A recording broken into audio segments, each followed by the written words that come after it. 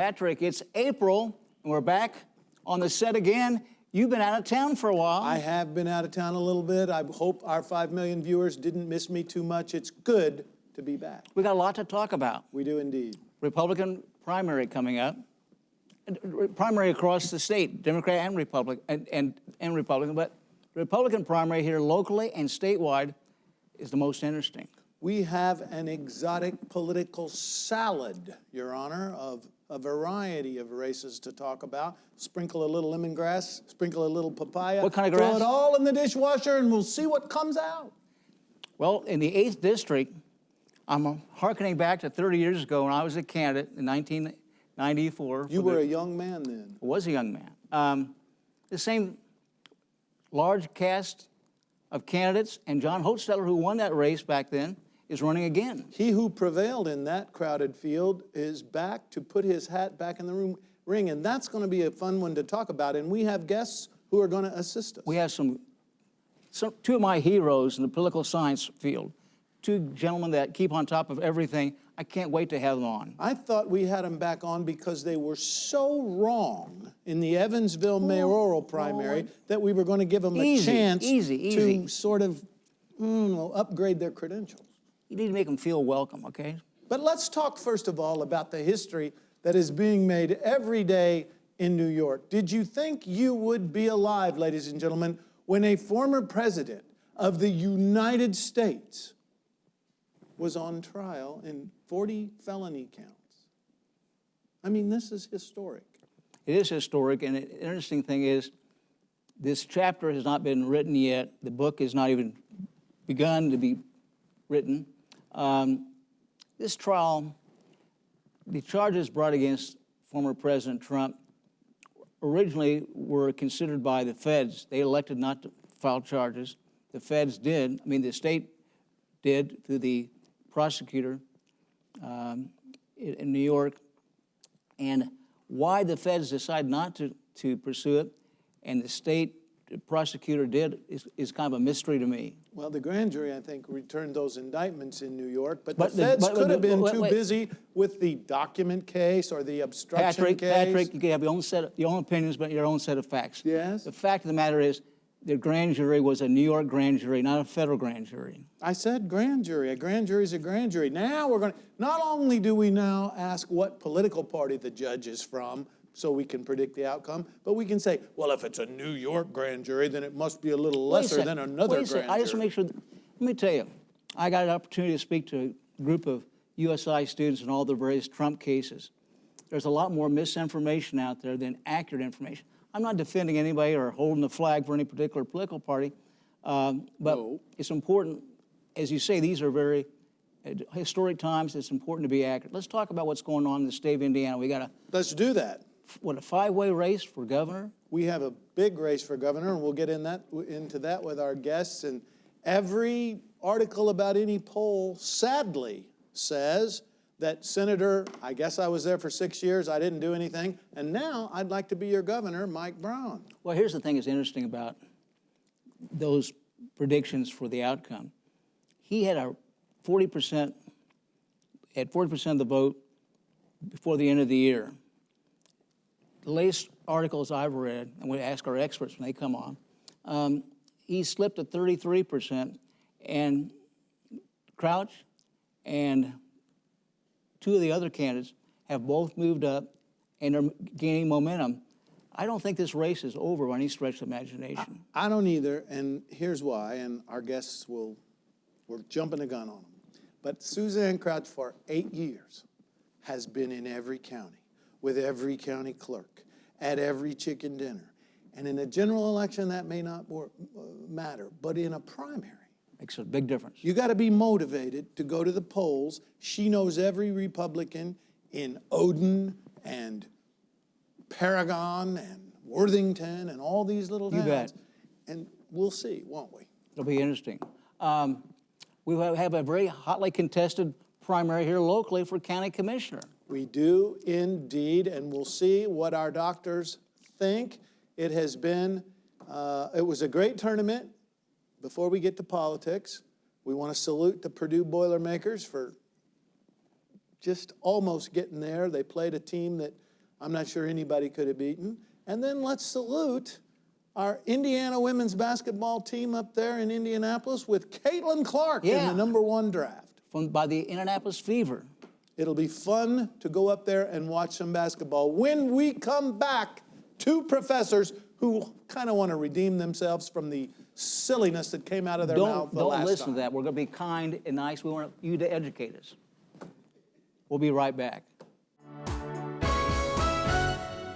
We're honored to have with us this evening two of the brightest minds in political science in this area. From the University of Evansville, Professor Robert Dion, and from USI, Professor Matt Hanka. Gentlemen, you're two of my heroes. Glad to have you with us. Well, thank you, Judge. Speaking of heroes, welcome back. Before we look forward, let's look back and give you both a moment to explain how you got the mayoral election in Evansville so ridiculously wrong. Well, Cheryl had a good campaign, and more people, especially those on the other side of the aisle, voted for her opponent. Oh, you mean her opponent got more votes? That's why Well, Cheryl yes. lost? But Well, that's an insightful comment. Thank you for that. But with an open primary, there were a lot of Democrats who probably voted for Natalie, so that made a lot of difference. And if those are folks that are going to oppose her. What about that the certainly third helped. party candidate? Third-party candidate certainly made a difference, but those are voters who would have voted for Cheryl had she been the nominee. So Doherty was. How do we know that? I think Doherty was supportive of her before she entered into the race, and you just saw a lot of folks that had expressed their preference for Cheryl say the same thing. The people I talked to in town had said those things. Definitely an encouraging result for Democrats. If you think about it, during the Winnicke years, the city was trending in a Republican direction to the point where it was no longer really a power base for the Democrats. But gosh, they found a terrific candidate, really ran on some strong themes, and turnout was higher than expected. Right. I think there wasn't a lot of excitement for a city race, but she was able to get enough votes to go over the top, and I think there's some encouraging days ahead for Evansville. And I think there's one more thing I should say. With the Libertarian getting another double-digit result is a good thing for the Libertarians. It shows that they have a lot of standing and a lot of pull. Let me ask both of you this. We 12%. talk about the mayor's race, the impact of the third-party candidate, crossovers.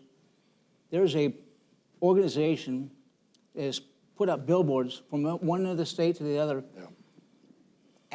begging Democrats to vote in the Republican gubernatorial primary. Is that a sign that Democrats have just given up for the state of Indiana, or what does that mean? No, because it's not a Democratic initiative. It's a group outside. But the person who's heading that group is a registered Democrat. Right. It's a nutty idea. It's corrosive. It's unproductive. If you want to be a supporter of a party, vote in your party's primary. There's a thing called crossing over or raiding, where you can try to cause mischief or influence the other party's Rush Limbaugh decision. called that Operation Chaos. Right, he sure did. And it was wrong then, and it's a bad idea now. So the Cheryl, perfect segue into what is the most hotly, I guess, contested race in the primary, in the local election. Right. Let's talk about Cheryl Musgrave is defeated in a primary in her own party. Kind of the Winnicke wing, wouldn't you say, had something to do with that. So now what's your inside baseball scoop on, we now have a candidate, first time, just like Racier, Amy Canterbury. I don't think she's run for anything else. I don't think so. No. It kind of looks like, quacks like, smells like that same thing. What's your take on this one? I think the fundamental difference is Cheryl's running countywide, for which she's been very successful several times. She's won a number of times and has not lost in the county. So she's got countywide support that she can pull from, and she's proven that in the 2016 primary when a Winnicke-like establishment Republican ran against her, and she beat him by 11.5 points. Now, with this sort of defeat last year, it could sort of soften some of that support, but she has the power of incumbency. Amy's a very strong candidate, having a lot of credentials herself of being retired president and CEO of United Way, president of the Rotary Club, so she's going to get some support. But I wonder if it's a little too late, because we're running up for voters still getting to know her, and there's just a few weeks until the primary. Dr. Dion responds, I want to ask you a question about that same race. I'd say just about the same thing. I think Amy Canterbury's a terrific candidate. It sure looks like it's round 2 of the Winnicky machine against Musgrave, and if Musgrave were to lose again this time, I think it would really mark the end of a long career in politics. That I agree with you. Amy Canterbury not only has been in this community, a productive member of this community for a significant period of time, she's also got some serious money behind her. She's running TV, billboards, and I see her yard signs almost everywhere. Is this a more formidable candidate than the Republican election for city, for the mayor? I'm thinking in a way, this is formidable. I don't consider, Cheryl's not going to walk away from this. Right. This will be very close, but Cheryl has name recognition, and I know Amy probably with the ads and the billboards, which is a great currency in local politics, she has to make up for that, but Let me name ask you recognition this. Yesterday in the City County Observer, Cheryl Musgrave had an open letter to her fellow Republicans to really lambasting Mike Duckworth, the county chairman. I mean, he was pretty strong. Wanted him replaced, and referring to her opponent in the primary as a liberal Democrat selected by Mike Duckworth. What kind of traction or impact will that have on the primary race? Well, it's never fun to have, well, primaries by definition can be very hurtful and mean because they're intra-party, so you're fighting within the family. There's already a lot of hurt feelings from previous election cycles. Nobody's going to confuse Mike Duckworth with being a liberal Democrat, so everybody understands that that's hyperbole. But yeah, the party is going through a period right now where they're trying to figure out. Does this help or hurt Cheryl in this race? That's a good question. that's a good question. Obviously, if she loses, then her political career is over. But she's fended this off before. Yeah. Lots of intra-party fighting, lots of people who are very vocal about their distaste and dislike for her, and she's been able to win. Now, having had a loss in the last election cycle, perhaps it's a greater chance that she'll lose this time around because that's the voters may see that feeling of she lost, therefore loser mentality of it could come in play where despite a lot of the stuff that she's done, but she's got a lot of supporters in the western side of Vanderbilt County and throughout who. My view of all that, again, is it's a countywide race, and that's exactly right. And we all know that countywide is Republican power. Right. But let's assume that we replicate the city kinds of numbers and that she loses against, in the city vote. Right. So now you've got the county.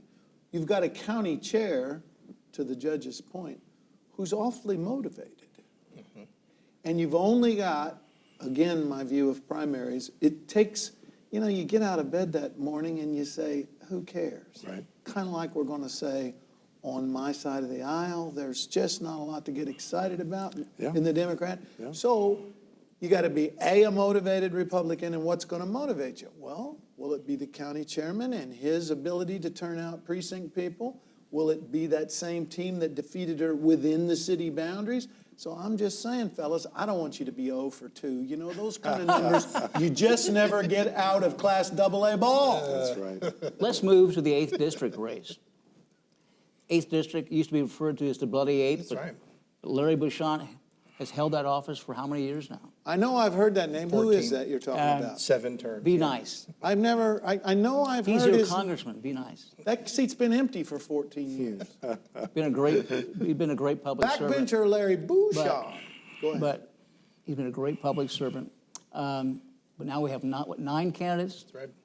No shortage. And this shortage. is like, brings back memories of 30 years ago. One of them's up, Mesmer. Mesmer. Right. And he says, I'm Trump light and vote for me. Isn't basically that his message? Yeah, and some of the candidates are trying to out-Trump each other, and sort of you see Richard Moss and that just his ads, Mark makes me Mesmer and his crazy. ads, where they're trying to do that. But that's extremely important. You mentioned, Pat, because that is going to be something that all these candidates, and even the ones when we talk about governor a little bit later, that support from Trump or that connection with Trump, that I am lockstep support of his policies is going to resonate well because of how well Trump has done, and obviously this fall will do very well here in Indiana. Dr. Don, let me ask you this in that race.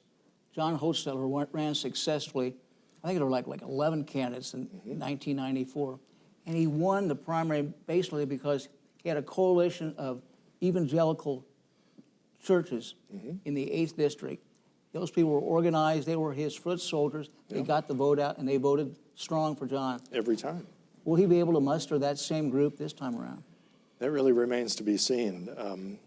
He hasn't been as visible this time around. In fact, the times that you see his face and his image are in attack ads against him. And who's behind those attack ads? That's an outside group that's running that, and Wow. it's unclear where that's coming from, but it would seem to be another Republican The candidacy. only thing I want to ask is, where were those people 30 years ago when I ran against John?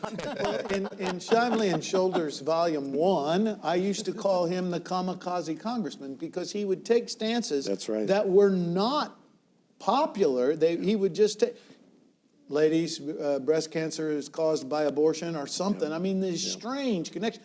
I salute him. He voted against a bomb in Iraq or whatever it was, Yeah, he as sure I did. recall. But I mean, he took positions that were. But memories are short, Yeah. and so the fact that he's been out of office for so long, Will help him. I think the name recognition factor, Right. The fact that, His son's in the House. yeah, his son is doing gangbusters in the Yeah. legislature, but Hostettler really seems to be yesterday's man. It was kind of surprising that he jumped back in. There's another, I don't want to be unkind, but a kind of a motley assemblage of perennial candidates. And then there's You Messmer. said that very gracefully. Is that Motley? Motley Crue. I think you have their record. There appears to be a leader, and that's So Messmer. who are the ones that this is really between, assuming we discount the Motley Crue? Is it Hostettler and Mesmer? I'd say so, yeah. I agree. And Mesmer, he's on TV saying, I really will be Donald Trump's boy, and all the sheriffs in the district love me. Is that kind of what he says? For the most part, that's what the ad said, and he's hoping it'll take him far. If Hostettler's back in this race, it's perhaps one reason is he sees that his approach can work again, that somehow he's reading the politics of the time as I can get back into this and do this, because, yeah, if there was some Being a whack job reactionary- sells well right now. That's in what I was going to say, Republican yeah, Party, that sells well. You maybe were we'll- not going to say whack job. No, I wasn't going to say what it could Because be. you're some- an academic. To go back to Larry Bouchon, when Hostettler was in office for those 6 terms, he always won until he didn't. But it was usually with 51, 52%. It was Right. always close. Larry Bouchon comes in and it's 60-something percent every time. That's a district that is just waiting to have a Republican incumbent. That explains the crowded field. But there hasn't been a really, again, I don't want to be unkind, but you would think that there would be higher quality challengers, higher quality candidates. But Messmer kind of cleared the field and He went did. up on the air pretty fast. And John came in late. Yeah. Right, and that's going to. Let me ask, let's turn the focus to the Republican gubernatorial race. Right. This is wild. Yeah. I mean, and Governor Holcomb is sitting on the sidelines. He's not Right. going to endorse anybody right now. And doesn't that, I mean, isn't that kind of, I don't have a lot of issues with him. I've been in a booth watching IU football in a bowl game with him. He's a nice man. He hasn't been ideological. But doesn't he owe Suzanne Crouch his endorsement? Let me. Good question. You guys can comment on this. Sure. I spend a lot of time in Indy, and while I'm on the road, I listen to a talk radio station up there who I used to like. Now I cringe to listen to them, but Bob and Tom? no. But Central Indiana, Republicans in that area, and just north of Indy, those surrounding counties, are rabid to the full right. Yeah. And they really do not like these radio talk shows, they're local shows. Every one of them badmouths the governor for reasons like they don't like what he did during COVID. Yeah, because he said Right. we should wear a mask. I mean, Because they're all idiots. Quote me on That says a lot, Judge Shively, if you have somebody who, in many respects, compared to his neighbor down south, Right. to the south of the border in Kentucky, was a little sort of uneasy, Right. some say wishy-washy, a little bit about the stance you needed to take with COVID policies right after it happened. For that to be a bridge too far for a lot of voters says a lot about where they went to the Libertarian candidate, I think Donald Rainwater was his name, and won 12% of the vote. And so that said a lot about people's sorts of feelings about him running the government. But yeah, So it could be that Governor Holcomb's failure to endorse Right. is his gift to Suzanne I think Crouch. that's, if you I listen, never thought about if you that. listen to That's a good the point. news outlets in central Indiana, that's my theory. Well, Okay. but they're all gonna go to the Trumpiest of them all. I mean, Right. those people, and there are people outside the donut, hopefully, that are reasonable. Are there any reasonable Republicans left? We're looking in your direction. Well, he's Oh, nonpartisan. not when I send it to the bench, no. But I just, if all you gotta do is say, I'm Trump's boy in this state, it's, Well, I don't get it. The election's not over. It has not occurred. We don't know the results. No. but it is working in that respect for Right. that. You know, if you look at some of the polls where it does have Braun with a huge lead, if it was a lot closer, the point of it, kind of the silent endorsement But that- might hold, but maybe it's one where Holcomb's tactic to not endorse may not be You pick enough up- because Suzanne might lose. Pick up on Pat's theme Whatever. that the winner's going to be the one that can be most Trumpy. Yeah. Explain, if you will, Braun is losing ground. And there's 2 or 3 other candidates, including Suzanne Crouch, that are gaining ground, and it's not the first Tuesday in May yet. I think a little bit with Suzanne Crouch being lieutenant governor and visited every corner of the state, especially with a lot of her roles in the LG's office, gives her that face and name recognition that's extremely critical. That's going to only help her elevate, but is that too much of a gap to close before May 7th? I don't know. And in the third place, or the other one vying that's real is Chambers. Chambers. Yeah, we've got Chambers is the Doden other one and that's- Chambers. Doden, Chambers, and Crouch are the, Yeah. Well, since Suzanne was a former Channel 9 auction manager, I think we have to give her the Shively and Shoulders endorsement, don't we? well, I don't know if I can actually do that You ethically. can't do that. But- And as a Democrat, I'd probably cost her votes. So It maybe is we just terrific. leave it alone. At least there's a race. And so if you're a Republican primary voter, you have a set of options, several people who could serve as governor and be credible candidates. So it does appear that Braun is dominating right now, but Suzanne Crouch is right in there. Absolutely. She's got the most money on hand of all the Republican candidates. I think Braun has kind of, as the leader, has been taking all the shots. Right. And as a result, his support has gotten softer. And he's been sitting on his money because I think he understands that if he weathers this storm, he can save it for the fall. So in an Exactly. effort at redemption, in your final 30 seconds, pick them. Commissioner, 8th District, and Governor. Dr. Dion. Braun, Musgrave. What's the third one? Jim Banks. I'm going out on a limb for Jim and Banks. Congress. Oh, Mesmer. Mesmer, Jim Banks. Jim Banks wasn't a choice. Well, Jim Banks not a choice. And the Musgrave And candidate. Musgrave.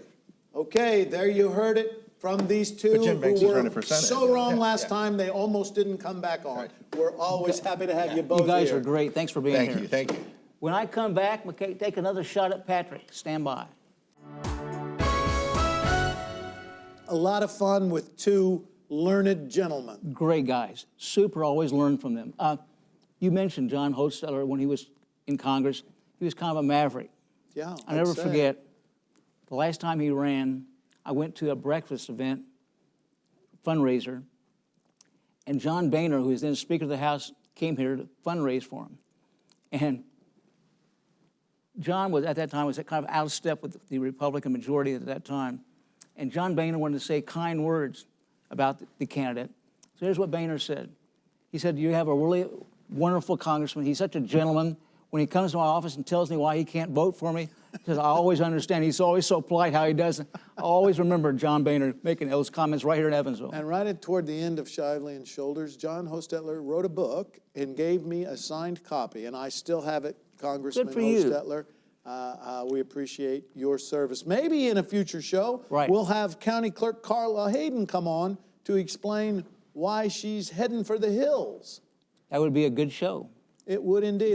Think our producers can arrange that? Well, you would hope that they would. I'm just getting back from the Southern office, but it's pretty sad commentary when our clerk is intimidated to conduct voting in a democratic society. You know, we just came out of the excitement of the NCAA college men's and women's tournament. Russ Grieger passed away this week. He was an outstanding athlete at Boise, and then for the Aces, Two-time national champion teams. and Undefeated season. He wrote a book called The Perfect Season. And you talk about a real student athlete. He went on to become a psychologist, came up with a very well-respected therapeutic regimen, and was extremely successful, was a real credit to this community, to himself, and he epitomizes what a student athlete ought to be. I exchanged texts about that death with his brother, Gary Grieger, who was a star on that 1962 Bossy state championship team. When we were, how old were we back then? Well, you're a lot older than me. I don't really remember. But here's what will end this version of Shively and Shoulders. It is your obligation, if you care about this country, to get out and vote. And be sure you vote before Pat. See ya next month.